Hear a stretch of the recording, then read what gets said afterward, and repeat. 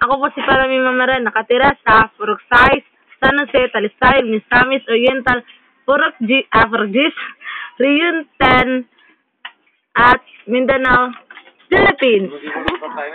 Ang gagantahin ko mo ngayon ay tahanan. Ang tibok ng puso mo, ang tanging gabay sa buhay kong ito. Kahit na layo mo, ang pag-ibig ko'y laging nasa iyo.